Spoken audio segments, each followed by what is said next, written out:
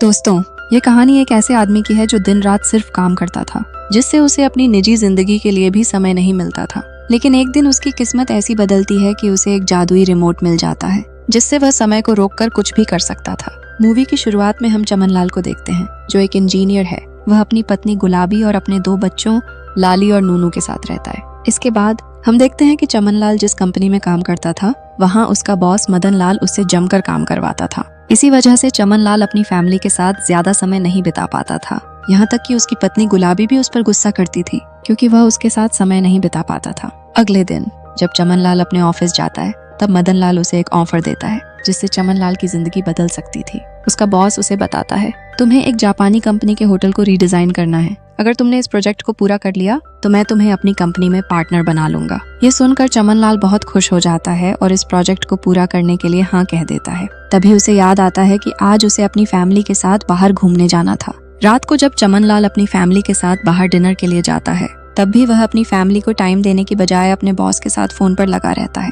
ये देखकर उसकी फैमिली को बहुत गुस्सा आता है। वो सोचते हैं, ऐसा भी क्या काम कि इंसान अपनी फैमिली को ही भूल जाए, जिनके पास फैमिली नहीं होती। उनसे पूछो कि फैमिली का मतलब क्या होता है। इसके बाद सभी अपने घर आ जाते हैं, जहां हम गुलाबी और चमन लाल को देखते हैं। गुलाबी बाहर घूमने जाने के लिए उत्साहित थी, इसलिए वह चमन लाल से बाहर चलने के लिए कहती है। लेकिन चमन लाल उसे समझाता है, बेबी हमें अपना घूमने का प्लान कैंसिल करना पड़ेगा, क्योंकि मेरे बॉस ने मुझे एक बहुत बड़ा प्रोजेक्ट दिया है। इस प्रोजेक्ट को पूरा करने के लिए मेरे पास तुम्हारी गुफा की साइज से भी कम टाइम है। मुझे इसे जल्दी खत्म करना होगा और इसके लिए मुझे टीवी पर एशियन आर्किटेक्चर की डॉक्यूमेंट्री देखनी होगी। चमन लाल जैसे ही टीवी चालू करने के लिए रिमोट उठाता है और उसे ऑन करता है, अचानक टीवी के बजाय एक हेलीकॉप्टर ऑन हो जाता है, जो सीधा आकर चमन लाल से टकरा जाता है। यह देखकर चमन लाल को जबरदस्त गुस्सा आ जाता है और वह सभी पर चिल्लाते हुए कहता है, पेन के घोड़ों, इस घर में मुझे कोई भी चीज अपनी जगह पर क्यों नहीं मिलती। फिर वह सोचता है कि अब तो उसे यूनिवर्सल रिमोट लेना ही पड़ेगा। रिमोट की तलाश में वह सीधे एक मार्ट में पहुंचता है। यूनिवर्सल रिमोट वह होता है जिससे आप सभी इलेक्ट्रॉनिक चीजों को कंट्रोल कर सकते हैं। चमन लाल मार्ट में एक वर्कर से इस रिमोट के बारे में पूछता है, लेकिन उस वर्कर को ऐसे किसी रिमोट के बारे में कोई जानकारी नहीं होती। थक हार कर चमन लाल खुद ही पूरे मार्ट में रिमोट ढूंढने लगता है, लेकिन उसे कहीं भी वह रिमोट नहीं मिलता। इससे वह परेशान होकर वहीं एक बेड पर लेट जाता है, क्योंकि उसकी जिंदगी पहले से ही उलझनों से भरी हुई थी और ऊपर से उसके बॉस ने भी उसकी हालत खराब कर रखी थी। तभी उसकी नजर मार्ट के एक कोने में बने एक रूम पर जाती है, जिसके दरवाजे पर बियॉन्ड लिखा हुआ था। चमन लाल को यह देखकर जिज्ञासा होती है कि आखिर इस दरवाजे के पीछे क्या है। इसे देखने के लिए वह धीरे धीरे उस रूम के अंदर दाखिल हो जाता है। अंदर का माहौल बिल्कुल कबाड़ खाने जैसा लग रहा था। तभी चमन लाल की मुलाकात वहाँ नाथूलाल नाम के बेरोजगार इंजीनियर से होती है। नाथूलाल चमन लाल से पूछता है, भाई तुम यहाँ क्या करने आए हो। चमन लाल बिना समय गंवाए जवाब देता है, मुझे एक ऐसा रिमोट चाहिए जिससे मैं सारी इलेक्ट्रिक चीजों को कंट्रोल कर सकूं, और जरा जल्दी बना देना, क्योंकि मेरे बॉस ने मेरी बिना तेल लगाए मार रखी है। यह सुनकर नाथूलाल मुस्कुराता है और तुरंत चमन लाल को अपने विशाल गोदाम में ले जाता है, जो किसी मियां खलीफा की गुफा से भी बड़ा लगता था। नाथूलाल वहां से एक अनोखा रिमोट उठाता है और चमन लाल को थमाते हुए कहता है, ये लो, इसे तुम फ्री में रख सकते हो। ऐसा रिमोट तुम्हें कहीं और नहीं मिलेगा, क्योंकि यह बेहद एडवांस है। नाथूलाल मुस्कुराते हुए कहता है, यह रिमोट अब तक का सबसे अनोखा आविष्कार है। इसे चलाना बेहद आसान है। तुम बस इस क्लिक वाले बटन को दबाओगे और यह अपने आप काम करने लगेगा। नाथूलाल की बातें सुनकर चमन लाल को उस पर थोड़ा शक होने लगता है। ये आदमी मुझे ये रिमोट फ्री में क्यों दे रहा है? जरूर कोई लफड़ा होगा। ये सोचते ही चमन लाल नाथूलाल से पूछता है, भाई इतनी दरियादिली क्यों दिखा रहे हो? नाथूलाल हंसकर जवाब देता है, अच्छे लोगों को कभी कभी ब्रेक की जरूरत होती है, ताकि वे खुद को पहचान सकें। फिर वह चमन लाल के हाथ में रिमोट थमाते हुए कहता है, अब यह रिमोट तुम्हारा है, मैं इसे वापस नहीं लूंगा। चमन लाल भी मजाक में कहता है, फ्री की चीजें मैं कभी वापस करता भी नहीं। इसके बाद चमन लाल रिमोट लेकर घर पहुंचता है और अपने प्रोजेक्ट को पूरा करने में लग जाता है। वह काम कर ही रहा होता है कि अचानक उसका कुत्ता रॉकी वहां आकर जोर जोर से भौंकने लगता है। चमन लाल कुत्ते की लगातार भौंकने की आवाज से परेशान हो जाता है। गुस्से में वह रिमोट उठाकर उसका वॉल्यूम कम करने लगता है। जैसे ही वह बटन दबाता है, कुत्ते की आवाज धीरे धीरे कम होने लगती है।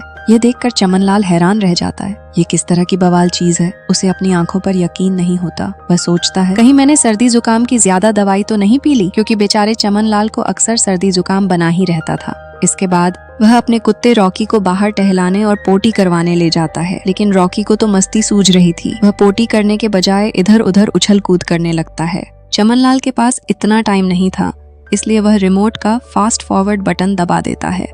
जैसे ही बटन दबता है, रॉकी 3 सेकंड से भी कम समय में पोटी करके घर लौट आता है और सीधा गुफा खोद डालता है। यह देखकर चमनलाल पूरी तरह से हक्का बक्का रह जाता है। बेंचो, ये क्या जादू है? उसका दिमाग पूरी तरह से घूम चुका था। चल ही नहीं पाया कि शुरुआत हुई कब और खत्म कब। लेकिन इस सब के बाद चमनलाल को अब यकीन हो चुका था कि यह कोई मामूली रिमोट नहीं है। यह तो इलेक्ट्रॉनिक चीजों के साथ साथ असली जिंदगी को भी कंट्रोल कर सकता है। अब चमनलाल इस रिमोट के बारे में और ज्यादा जानना चाहता था। वह जल्दी से नाथूलाल के पास पहुंचता है, मगर नाथूलाल उसे सिर्फ अपना फोन नंबर देकर कहता है, कुछ भी पूछना हो तो कभी भी कॉल कर लेना। चमनलाल अब खुश होकर वापस घर लौटता है, लेकिन उसके दिमाग में सिर्फ प्रोजेक्ट पूरा करने का दबाव था। टाइम बचाने के चक्कर में उसने सब कुछ फास्ट फॉरवर्ड कर दिया। फैमिली के साथ डिनर, वाइफ गुलाबी के साथ बहस और पलंग तोड़ खुदाई भी। सब कुछ इतनी तेजी से हुआ कि गुलाबी को तो समझ ही नहीं आया कि हुआ क्या। गुलाबी हैरान रह गई और चमनलाल को घूरते हुए बोली, इतनी जल्दी? मजा भी नहीं आया। जिसकी वजह से गुलाबी को यह भी याद नहीं रहता कि कब उसका खेत गीला हो गया। अब तो गुलाबी चमनलाल से बहस करने लगी कि उसे डिनर के दौरान हुई बातें भी याद नहीं हैं। चमनलाल ने सब कुछ स्पीड में कर दिया था, जिससे उसके दिमाग में कुछ भी सेव नहीं हुआ। अब चमनलाल गहरी सोच में पड़ गया। बेंचो, ये तो लफड़ा हो गया। अगर ऐसे ही चलता रहा तो मुझे कुछ भी याद नहीं रहेगा। तभी वह जल्दी से नाथूलाल को कॉल करता है और पूछता है, जब मैंने टाइम फास्ट फॉरवर्ड किया तो मुझे उस दौरान की बातें क्यों याद नहीं है? नाथूलाल तुरंत उसके पास आ जाता है और समझाते हुए कहता है, जब तुम टाइम फास्ट फॉरवर्ड करते हो तो तुम्हारी बॉडी ऑटो पायलट मोड पे चली जाती है। तुम्हारा शरीर वही रहता है, लेकिन तुम्हारा दिमाग कहीं और चला जाता है। मतलब तुम उस जगह मौजूद भी होते हो और नहीं भी। यह सुनकर चमनलाल सोच में पड़ जाता है, लेकिन फिर भी वह इस रिमोट का इस्तेमाल हर छोटी बड़ी चीज में करने लगता है, जिससे चमनलाल अपनी सर्दी जुकाम ठीक करने, ऑटो पकड़ने, नहाने, ऑफिस के लिए तैयार होने और ट्रैफिक जाम से बचने तक में इस रिमोट का इस्तेमाल करने लगा। तेजी से समय बीतता गया और चमनलाल ने अपना प्रोजेक्ट पूरा कर लिया। अब वह दिन भी आ चुका था जब उसे जापानी क्लाइंट्स के सामने अपनी डिजाइन पेश करनी थी, लेकिन चमनलाल ने यह प्रोजेक्ट टाइम फास्ट फॉरवर्ड करके बनाया था, जिससे उसे कई चीजें याद ही नहीं थी। प्रेजेंटेशन के दौरान जब चमनलाल जापानी लोगों के सामने अपनी डिजाइन दिखा रहा था, तभी उसकी जबान फिसल गई। उसके ज्ञान का कीड़ा एक्टिव हो गया और वह जापानी खिलाड़ियों का मजाक बनाने लगा। वह कहता है, दे तुम्हारे खिलाड़ी तो जबरदस्त हैं, पर उनका छोटा चेतन बहुत ही छोटा है। यह सुनते ही जापानी क्लाइंट्स गुस्से में वहां से उठकर चले जाते हैं और आपस में गुटरगूं करने लगते हैं। अब चमनलाल भी सोच में पड़ जाता है कि बेंचो, ये क्या कर दिया मैंने, जिससे चमनलाल को डर लगने लगा कि कहीं ये जापानी लोग उसका प्रोजेक्ट रिजेक्ट न कर दें। उन्हें सुनने के लिए चमनलाल ने रिमोट उठाया, उनकी तरफ किया और वॉल्यूम बढ़ा दिया। अब उसे उनकी बातें साफ साफ सुनाई देने लगी। वे कह रहे थे, हमें यह डिजाइन बिल्कुल पसंद नहीं आया। लगता है इस चमनचू ने इसे किसी एशियन आर्ट अटैक वीडियो को देखकर बना लिया है। एक और जापानी कहता है, होटल के रूम इतने छोटे क्यों हैं और लॉबी के बीच में नदी बनाने की क्या जरूरत थी? तभी उनके बॉस बोलते हैं, चलो जल्दी से खाना खाकर यहाँ से निकलते हैं। इसके बाद सभी जापानी वापस टेबल पर आ जाते हैं। अब जब चमनलाल उनकी बातें सुन चुका था तो वह तुरंत उनसे कहता है, हाँ मुझे भी लगता है कि ये डिजाइन बहुत खराब है। हमें होटल के रूम बड़े करने चाहिए और ये हाल में जो बेकार की चीजें डाली हैं इन्हें हटा देना चाहिए। और सभी जापानी लोग यह सुनकर खुश हो जाते हैं और प्रोजेक्ट चमनलाल की कंपनी को दे देते हैं। अब चमनलाल फ्री होकर अपने घर लौटता है। वह अपने बच्चों के लिए नई साइकिल और गुलाबी के लिए एक महंगा पर्स खरीद कर लाता है। गुलाबी हैरान होकर पूछती है, ये सब क्यों लाए हो? चमनलाल गर्व से मुस्कुराते हुए जवाब देता है, मैंने एक बड़ा प्रोजेक्ट पूरा कर लिया है और मेरे बॉस ने मुझे कंपनी में पार्टनर बना लिया है। यह सुनकर गुलाबी खुशी से उछल पड़ती है और चमनलाल पर चढ़ जाती है। इसके बाद दोनों मिलकर खेत को पानी पिलाते हैं। अगले दिन चमनलाल स्टाइल मारता हुआ अपने ऑफिस जाता है, क्योंकि अब वह खुद को आधी कंपनी का पार्टनर समझ रहा था।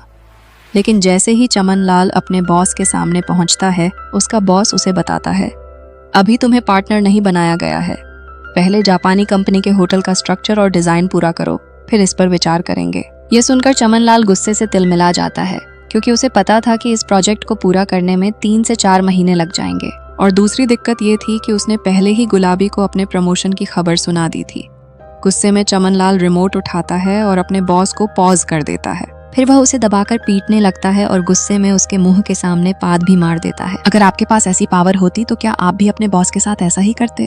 खैर, ये सब करने के बाद चमनलाल अपने बॉस को पॉज से हटाता है और शरीफ बनने का नाटक करने लगता है। अब चमनलाल परेशान होकर अपने घर लौट आता है, क्योंकि उसका प्रमोशन नहीं हुआ था। वह गुस्से से भरा हुआ था। तभी उसके बच्चे चुनू मुनू अपनी बनाई हुई पेंटिंग लेकर उसके पास आते हैं। लेकिन चमन लाल उनकी तारीफ करने के बजाय उनकी पेंटिंग का मजाक उड़ाने लगता है। इससे बच्चे रोने लगते हैं और वहां से चले जाते हैं। ये देखकर गुलाबी भी गुस्से में चमन लाल के पास आती है और उससे झगड़ने लगती है। अब चमन लाल और चिढ़ जाता है, इसलिए वह अपने रिमोट से अपनी लाइफ को फास्ट फॉरवर्ड कर देता है जब तक कि उसका प्रमोशन ना हो जाए। जब चमन लाल को होश आता है तो वह खुद को अपनी कंपनी की पार्टी में पाता है, जहां उसका बॉस उसे कंपनी का पार्टनर बना चुका था। अब उसे एहसास होता है कि प्रमोशन पाने में 1.5 साल बीत चुके हैं। लेकिन जब वह खुशी खुशी अपने घर लौटता है तो देखता है कि अब रिमोट तुम्हारी पुरानी चॉइसेस को ऑटोमेटिकली फॉलो कर रहा है। मतलब जो भी चीजें तुम पहले फास्ट फॉरवर्ड कर चुके हो, रिमोट अब उन्हें खुद से स्किप कर देगा। यानी तुम्हारी जिंदगी अब तुम्हारे कंट्रोल में नहीं है, बल्कि यह रिमोट खुद डिसाइड करेगा कि तुम्हें क्या एक्सपीरियंस करना है और क्या नहीं। यह सुनकर चमन लाल की हालत खराब हो जाती है। वो गुस्से में नाथूलाल से पूछता है, अब इस मुसीबत से बाहर कैसे निकलूं? नाथूलाल गहरी सांस लेकर कहता है, अब कुछ नहीं किया जा सकता, क्योंकि जहां उसका बॉस उसे एक नए प्रोजेक्ट पर काम करने के लिए कहता है, लेकिन जैसे ही चमन लाल इस टॉपिक पर सोचता है, रिमोट अपने आप एक्टिव हो जाता है और उसका टाइम फिर से फास्ट फॉरवर्ड हो जाता है।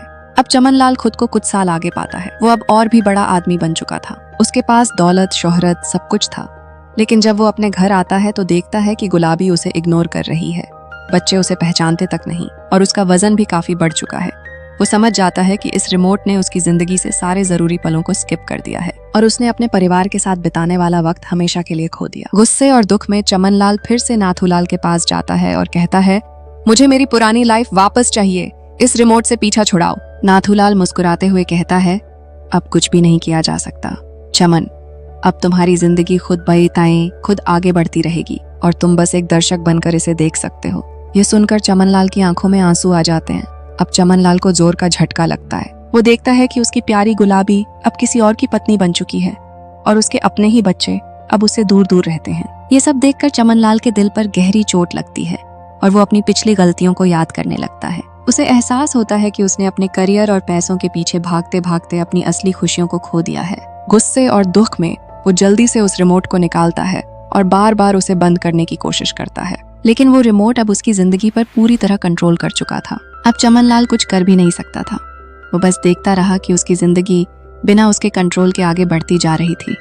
ये सुनकर चमन लाल की आंखें भर आती हैं। उसे एहसास होता है कि उसने अपनी जिंदगी के सबसे कीमती पल खो दिए और अब समय उसे कोई दूसरा मौका नहीं देने वाला। अपने पिता की मौत की खबर सुनकर वो अंदर से टूट जाता है, लेकिन खुद को संभालते हुए अपने बेटे से कहता है, कोई बात नहीं बेटा, हम तीनों साथ में आइसक्रीम खाने चलेंगे, तुम, मैं और दादी। लेकिन तभी नूनू धीरे से कहता है, पापा, दादी भी अब इस दुनिया में नहीं है। ये सुनते ही चमन लाल की पूरी दुनिया उजड़ जाती है। उसकी आंखों के सामने वो सारे लम्हे घूमने लगते हैं जो उसने अपने परिवार के साथ नहीं बिताए थे। उसकी गलती उसे अब साफ साफ दिखाई देने लगती है। गहरा दुख उसके चेहरे पर साफ झलक रहा था। अब वो कितना भी चाहे कुछ भी ठीक नहीं कर सकता था। चमन लाल गुस्से और दुख में बौखलाकर रिमोट उठाता है और अपनी जिंदगी को फास्ट फॉरवर्ड कर देता है। सब कुछ तेजी से बदलने लगता है। पल भर में साल बीतने लगते हैं। उसके बाल सफेद हो जाते हैं, चेहरा झुर्रियों से भर जाता है और उसकी सांसें भारी होने लगती हैं। अब वो अपने आखिरी पलों में पहुंच चुका था। वो अस्पताल के बेड पर पड़ा था। चारों तरफ डॉक्टर और नर्सें थीं। उसका बेटा नूनू और उसकी फैमिली उसके पास खड़ी थी, लेकिन गुलाबी कहीं नहीं थी। आखिरी बार वो अपने बेटे का हाथ पकड़कर कहता है, बेटा, मैंने अपनी पूरी जिंदगी सिर्फ आगे बढ़ने में बर्बाद कर दी, लेकिन असली खुशी तो उन्हीं लम्हों में थी जो मैंने खो दिए। इतना कहकर उसकी आंखों से आंसू गिरते हैं और वो अपनी आखिरी सांस ले लेता है। जैसे ही उसकी जान जाती है, वो अचानक फिर से अपने बिस्तर पर जाग जाता है। वो हांफते हुए इधर उधर देखता है। सब कुछ वैसा ही था जैसे पहले था। वो फिर से उसी पल में वापस आ चुका था जहां से ये सब शुरू हुआ था। रिमोट अभी भी उसके हाथ में था, लेकिन इस बार वो समझ चुका था कि असली खुशी फास्ट फॉरवर्ड में नहीं, बल्कि हर लम्हे को जीने में है। चमन लाल मुस्कुराता है, रिमोट को दूर फेंक देता है और दौड़कर अपने परिवार के पास चला जाता है, अब हमेशा के लिए।